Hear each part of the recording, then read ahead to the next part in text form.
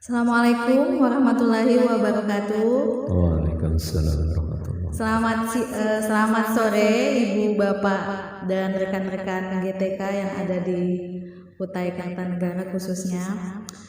Hari ini live dari Multi Studio Senandu SMP Negeri 2 Rawajanan. Kita hadirkan Bapak kita, Bapak Dr. Hendro Kuncoro, MPD MSI. Nah, tak kenal maka tak sayang ya. Ibu Bapak, kita langsung saja berkenalan dengan beliau yang ada di samping saya.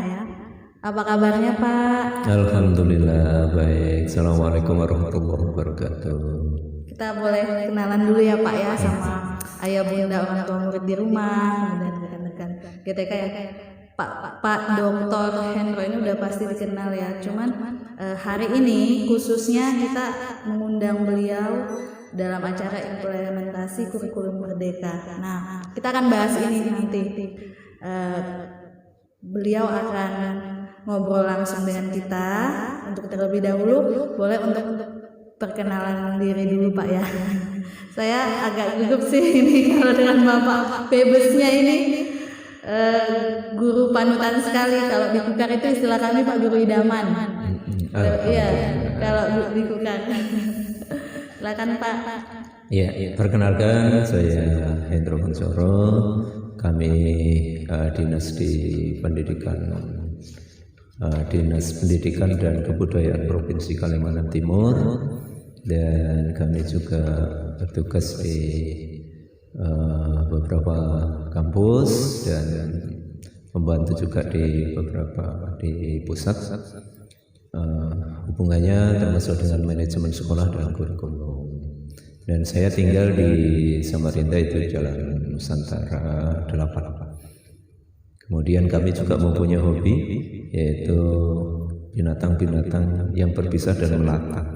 Ya, tadi sempat ya Bapak Ibu, untuk informasinya sebelum kami podcast di sini, kita tadi ada BIMTEK ya untuk guru-guru SMP 2, yaitu penerapan kurikulum Merdeka. Nah, boleh dong Pak diinformasikan sedikit nih ke ayah bunda di rumah, kurikulum Merdeka itu seperti apa sih? Jelas Bapak dan Ibu tuh, wah apalagi nih ganti menteri ganti kurikulum. Dan sebenarnya tidak seperti itu juga ya Pak ya. Boleh sedikit diinformasikan Pak, kurikulum Merdeka ini seperti apa, kemudian persiapan kita sebagai orang tua, sebagai guru. Ya. Yang pertama perlu kita ketahui bersama bahwa kurikulum ini sebenarnya sifatnya dinamis. Kalau dinamis berarti selalu mengalami pergerakan dan perubahan, dan itu terjadi setiap saat mengikuti perkembangan dan keadaan zaman. Ya. Oleh sebab itu, kalau sampai ada beberapa teman, beberapa orang sesama guru atau di masyarakat yang mengatakan setiap ganti menteri selalu ganti kurikulum, ya boleh kita katakan mungkin kurang tepat ya. Ya, karena memang sifatnya dinamis. Jadi mau ganti menteri mau tidak, kalau memang waktunya dia harus kita revisi, kita ganti sesuai dengan perkembangan zaman, maka akan terjadi pergantian. Berinovasi gitu. Iya. Dan bagi teman-teman terutama guru yang tidak mau mengikuti perubahan dan perkembangan tadi, secara otomatis akan tergilas dengan perubahan tadi. Bukan sekedar tertinggal, tergilas. Iya, tergilas. Maknanya tergilas itu dia bisa malu gitu ya. Harusnya malu gitu ya. Misalnya saja kita campur sesama guru gitu ya. Kemudian yang lainnya sudah ngeh dengan kurikulum yang baru ini, ternyata kok saya belum tahu sendiri ya. Itu sebenarnya makna juga tergilas kan itu kan memalukan juga. Dan semua perkembangan itu tujuannya hanya satu, yaitu untuk perbaikan pendidikan, pembelajaran, dan masa depan anak. Gitu. Jadi bukan sekedar tren, itu tidak, tapi semua tujuannya adalah ke perkembangan anak. Kemudian kurikulum Merdeka sendiri ini lahir juga tidak sekonyong-konyong koder gitu ya, tiba-tiba tidak gitu ya. Jadi itu melalui sebuah proses yang sangat panjang sekali. Ya. Kenapa dikatakan sangat panjang sekali? Karena memang kurikulum itu kan setiap saat harus kita revisi dan merevisinya itu dasarnya adalah kurikulum sebelumnya.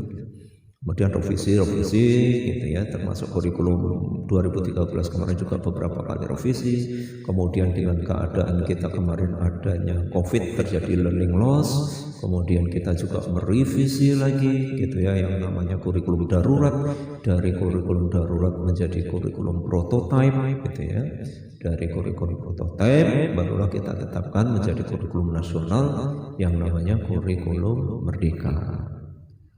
Boleh nggak Pak sedikit mungkin dengan bahasa yang lebih sederhana, intinya adalah apa sih keistimewaan kurikulum merdeka ini dibandingkan yang sebelumnya? Kita kan merevisi mengarah ke perbaikan, mengarah ke tujuan yang lebih baik. Kira-kira tujuannya kurikulum merdeka ini yang istimewanya untuk dunia pendidikan dan anak-anak kita terkhususnya ini apa sih Pak? Iya. Oke. Ini perlu kita ketahui bersama, termasuk orang tua peserta didik ya, termasuk guru juga, bahwa kurikulum merdeka ini lahir. Ini bukan konsep dari luar negeri, tapi memang konsep ini digali dari falsafat tokoh dari orang Indonesia sendiri, yaitu Ki Hajar Dewantara. Dari filsafat Ki Hajar Dewantara di sana diajarkan kepada kita bahwa pendidikan itu yang benar ternyata memang harus memperlakukan anak sesuai kodratnya. Nah, karena sesuai kodratnya itulah kita harus tahu bahwa anak ini diciptakan oleh Tuhan mempunyai bakat, minat, dan kemampuan yang berbeda-beda. Nah, sehingga proses kurikulum merdeka di sini mengajarkan kepada kita agar supaya proses pendidikan itu menyesuaikan dengan bakat, minat, dan kemampuan anak. Guru pun sebagai pelaku, pengajar atau pendidik itu pun juga harus memahami secara harfiah itu bahwa anak kita dilahirkan itu mempunyai potensi yang berbeda-beda. Sehingga kalau kita sudah mengetahui, biasanya guru diminta untuk asesmen diagnostis ya, itu asesmen awal sebelum mengajar. Nah, dengan guru tadi mengetahui, maka bisa memperlakukan anak tepat ya. Jadi orang tua jangan khawatir, justru dengan kurikulum baru ini akan sekolah ini akan memperlakukan anak itu sesuai dengan bakat minatnya dan kemampuannya. Jadi tidak akan lagi ada diskriminasi, dia tidak pintar matematika kemudian dia dikatakan bodoh, tidak. Guru akan memperlakukan dengan metode dan model pembelajaran yang disesuaikan kebutuhan anak. Ada yang namanya sekarang pembelajaran diferensiasi. Pembelajaran diferensiasi dari kata different yang artinya perbedaan. Jadi guru mengajar itu sudah tahu yang saya ajar ini mempunyai bakat, minat, dan kemampuan yang berbeda-beda. Bagaimana caranya? Nah, ini guru sudah harus mengetahui tentang pembelajaran diferensiasi sehingga tidak ada lagi memperlakukan anak itu tidak adil. Tidak ada lagi memperlakukan anak itu tidak sesuai bakat, minat, dan kemampuannya. Jadi orang tua harus bersyukur. Jadi kurikulum merdeka ini benar-benar kabar gembira untuk para orang tua, kemudian kita juga sebagai guru menemukan sebuah metode nantinya Pak ya yang akan kita terapkan ke anak-anak. Kita berfokus kepada potensi dan bakat anak itu sendiri. Jadi nggak apa-apa ayah bunda di rumah anaknya nggak bisa matematika, nggak perlu dipaksa Pak ya kalau memang tidak bisa matematika, tapi tetap di sekolah ada diperkenalkan. Jadi bukan berarti tidak belajar sama sekali matematika tidak. Karena terkadang ada semacam statement ya atau mungkin pemikiran orang tua, kok kurikulum makin kesini makin hasilnya makin membodohkan anak-anak kita. Hal yang seperti itu jelas salah ya Pak ya. Iya. Jadi karena kita berproses ke sana Pak ya. Betul. Jadi kurikulum merdeka ini sebenarnya memberikan kemerdekaan kepada sang anak belajar itu sesuai bakat minatnya. Gitu. Jadi belajar sesuai bakat minatnya dan kemampuannya. Nah, sang guru sendiri diberi kemerdekaan juga untuk mengajar itu, dari perencanaan sampai dia mengajarnya, diberi kemerdekaan untuk menyusun perangkatnya, untuk mengajarnya, itu juga diberi kemerdekaan disesuaikan dengan keadaan peserta didiknya. Kalau dulu kan tidak ya, dulu itu perangkat kita sudah didikte dari KI, KD, indikator, silabus itu sudah ditentukan. Sekarang tidak, guru diberi kemerdekaan untuk menyusunnya. Cuma menyusunnya tadi harus disesuaikan bakat minat dan kemampuan anak. Sehingga nanti pada waktu pelaksanaan itu tidak terlalu membebani sang guru dan tidak terlalu membebani sang anak, gitu. Jadi sebenarnya kurikulum merdeka ini lebih fleksibel, lebih asik, dan sang guru harus men-setting pembelajaran ini menyenangkan bagi anak. Dengan generasi kita yang memang udah berbeda Pak ya. Generasi Z ya, yang lebih interaktif, lebih kinestetik. Nah, harapannya dengan settingan yang menyenangkan hati anak inilah akan anak belajar itu senang di kelas, senang di luar kelas, belajar jadi menyenangkan atau menjadi student well-being gitu ya. Jadi anak belajar yang menyenangkan. Dengan senangnya belajar, maka harapannya anak akan serius. Nah, kemudian dengan seriusnya anak belajar, maka prestasi ini akan timbul. Tapi kalau anak sudah tidak senang belajar dulu, tidak senang dengan gurunya, tidak senang dengan pelajarannya, bagaimana prestasi akan timbul?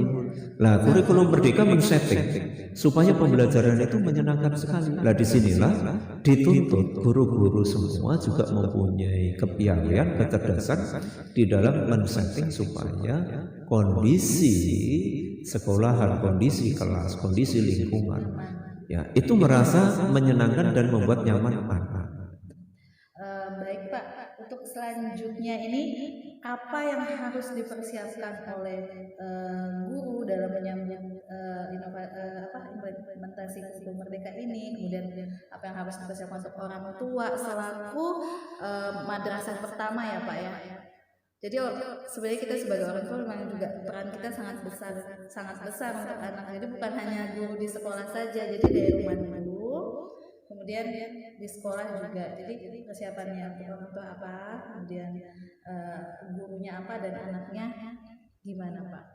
Ya, sebenarnya proses pendidikan itu kan dibagi menjadi 3 ya, yaitu pendidikan yang dilaksanakan di sekolah, kemudian pendidikan formalnya ada di sekolah, yang pertama di rumah, kemudian di sekolah, dan yang ketiga adalah di masyarakat.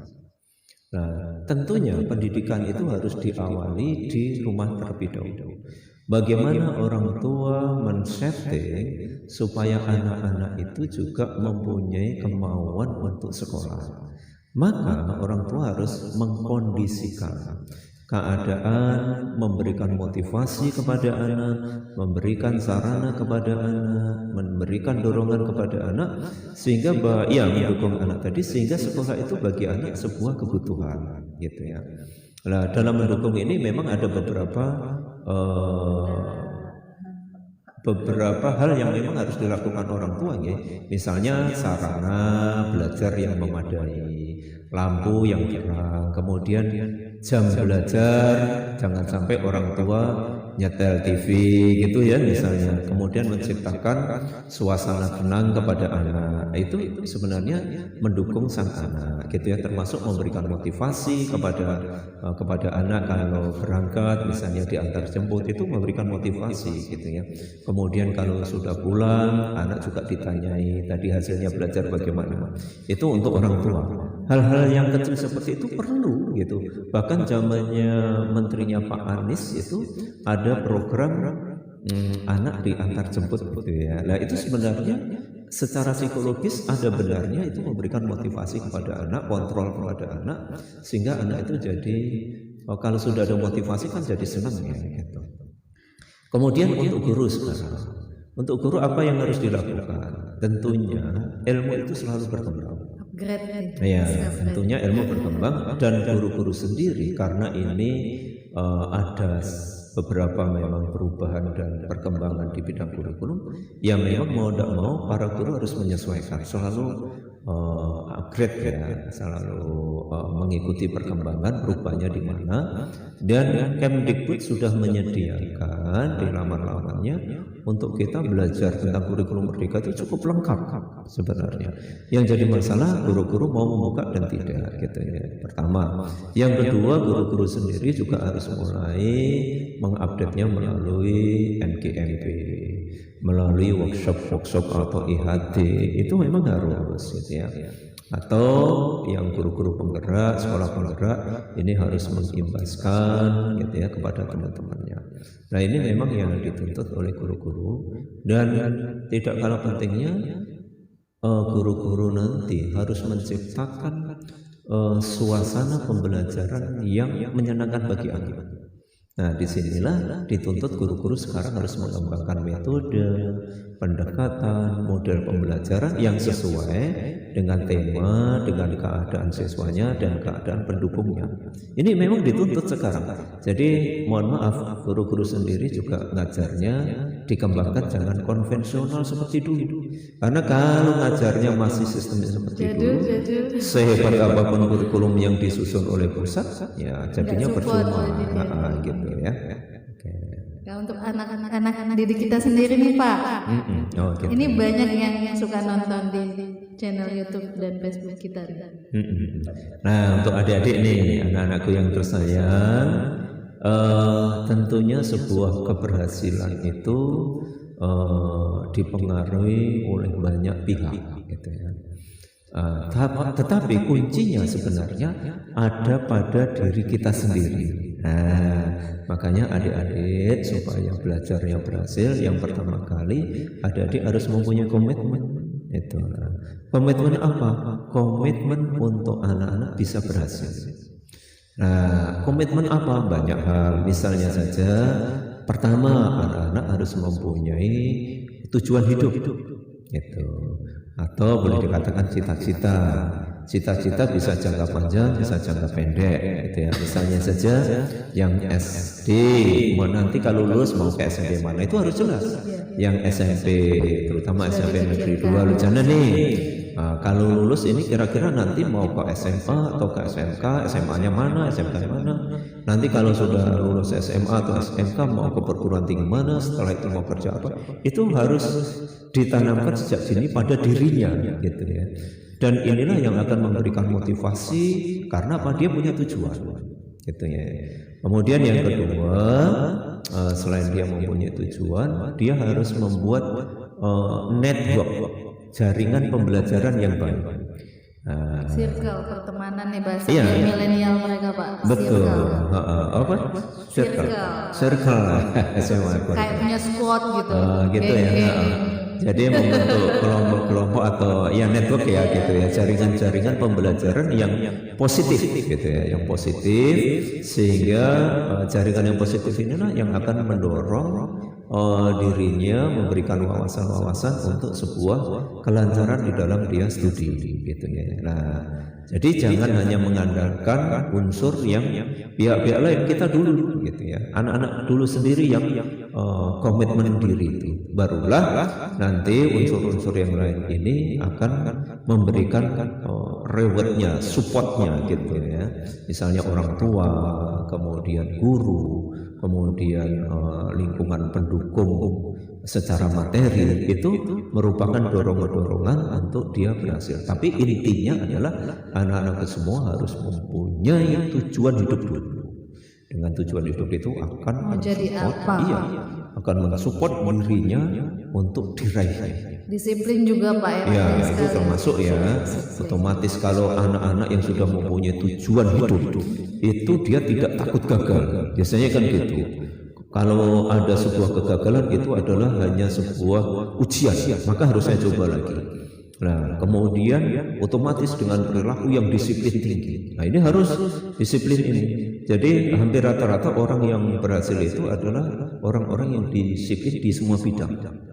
Itu bukankah agama kita, agama apapun juga mengajarkan sebuah kedisiplinan tinggi. Misalnya agama Islam, kita diwajibkan untuk disiplin, misalnya sholatnya, gitu ya, dan sebagainya. Jadi disiplin memang merupakan kunci yang mensupport juga diri kita. Ini lanjut lagi nih Pak, mengenai kurikulum, masih dengan kurikulum Merdeka. Di dalam kurikulum Merdeka tersebut diatur nggak Pak untuk punishment untuk anak-anak kita? Kalau di zaman dulu kan kita ingat Pak ya, kalau zaman dulu tuh saya nih contohnya, saya dipukul sama guru agama saya keras banget. Itu saya merasa nggak apa-apa dan orang tua saya juga nggak apa-apa. Kalau zaman sekarang kan kita tahu itu sudah sangat berubah, sudah sangat berbeda. Kalau di kurikulum Merdeka itu ada nggak sih peraturan tentang punishment itu Pak? Hukuman itu sendiri gimana? Iya. Sebenarnya untuk mendisiplinkan loh ya maksudnya. Iya.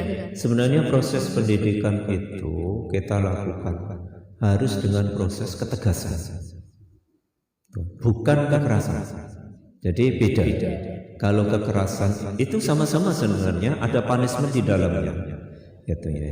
Tetapi kalau kekerasan itu sebuah proses penegakan disiplin, tetapi itu sangat menyakitkan. Itu dengan kekerasan. Kenapa? Karena di situ diiringi dengan emosi. Nah, di kurikulum Merdeka tidak dibenarkan. Kenapa? Karena proses pendidikan itu pendekatannya harus pendekatan kejiwaan. Pendekatannya harus dengan sebuah menyadarkan. Pendekatan hati. Iya, pendekatan hati gitu ya. Jadi itu yang dikatakan memperlakukan anak sesuai dengan kodratnya gitu ya. Makanya memperlakukan anak kalau dia salah, kodratnya itu ya kita arahkan, tidak kita tempeleng gitu ya, tidak kita cambuk, tidak, tapi kita dengan pendekatan kita ingatkan. Tapi bukan berarti tidak ada punishment. Itu punishmentnya adalah pendekatannya dengan kejiwaan, jadi dengan sebuah kasih sayang. Kenapa? Karena anak-anak yang melakukan sebuah kesalahan sebenarnya belum tentu anak tadi salah. Dia sedang cari perhatian. Iya, anak-anak sosial, mohon maaf ya, anak-anak SMP, nah itu ya terutama itu biasanya hanya dia itu mencari jati diri. Dalam jati diri itu sebenarnya dia pengen diperhatikan, dia pengen dikasih sayangi. Apalagi kalau yang di rumah dia belum mendapatkan kasih sayang yang full dari orang tuanya, maka di luar dia biasanya membuat aksi-aksi itu yang membuat orang lain jengkel, membuat orang lain kesel gitu ya. Padahal setelah kita berikan sebuah kasih sayang dan perhatian, itu tidak seperti yang kita bayangkan kok dia itu yang nakal dan sebagainya. Tidak, dia biasanya akan lebih manut, lebih santun, lebih bisa kita arahkan kalau kita memberikan sebuah kasih sayang. Makanya di sini baik orang tua, masyarakat maupun para guru itu juga harus merubah pola pendidikannya, pola pengajarannya, pola pendekatannya, sehingga tidak ada lagi anak patuh. Itu karena takut. Nah, itu tujuannya ke sana. Tidak ada lagi anak patuh karena takut, tetapi anak patuh karena kesadaran. Gitu. Karena kesadaran diri, sehingga nanti ada atau tidak ada yang biasanya menertibkan, yang ditakuti itu ada atau tidak ada, dia tetap mematuhi. Itu sih sebenarnya tujuan Merdeka itu Pak. Iya, itu. Jadi kesadaran diri untuk dia bisa berkembang sesuai potensi. Ini menarik dan menyentuh hati sekali sih sebenarnya kalau kita dalami kurikulum Merdeka ini memang sangat kalau saya sih dari tadi Bapak menjelaskan, kemudian tadi itu di kelas kayak pengen nangis gitu. Gimana ya? Pertama memang kita pernah menjadi seorang murid, kemudian sekarang kita menjadi seorang guru. Memang PR besar ya Pak ya, bagaimana menemukan strategi mengajar, pendekatan kepada anak-anak kita yang karakternya berbeda-beda. Mudah-mudahan harapannya juga kita bisa bekerja sama dengan ayah bunda di rumah. Bagaimana kita mendidik anak-anak kita supaya menjadi anak yang berperilaku baik dan bisa sukses ke depannya ya Pak ya, sesuai dengan potensi dan bakatnya masing-masing. Yang terakhir dari saya Pak, harapannya sendiri untuk kedepannya dengan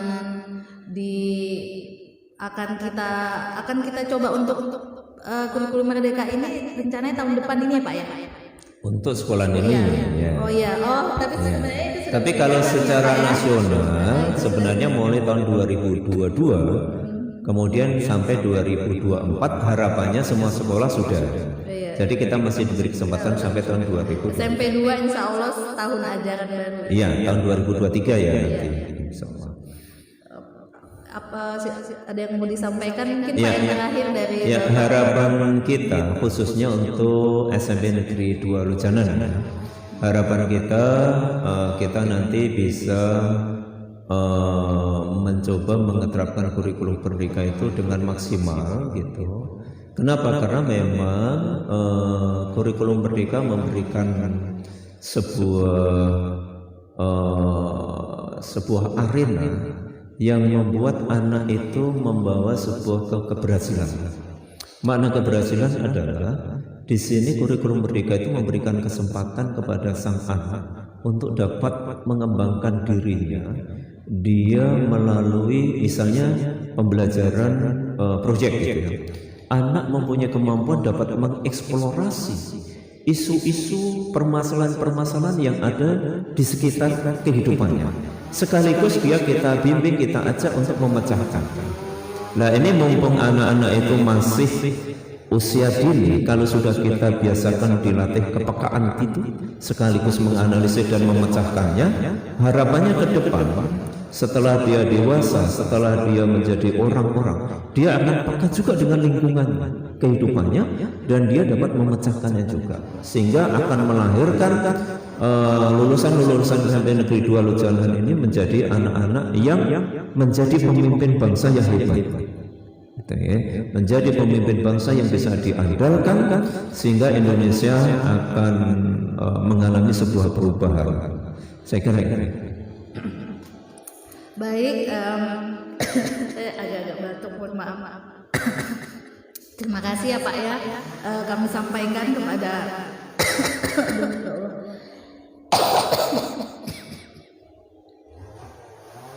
jadi ayah bunda di rumah, sekian dulu podcast dari live langsung dari Multi Studio SMP Negeri 2. Kami sebelum dan sesudahnya berterima kasih ya Pak ya atas kunjungan Bapak, atas ilmunya yang sangat bermanfaat sekali untuk kami di sini selaku pendidik yang nanti akan mengajarkan kepada anak-anak didik kami. Dan harapan kami semoga kita masih bisa bertemu lagi Pak ya untuk next pembelajaran kurikulum merdeka ini, karena memang belum selesai Pak ya. Boleh ya Pak ya request? Insya Allah. Terima kasih ya Pak sebelumnya. Sekian podcast dari SMP 2. Saya Nur Asni SPD. Terima kasih. Assalamualaikum warahmatullahi wabarakatuh. Waalaikumsalam warahmatullahi wabarakatuh.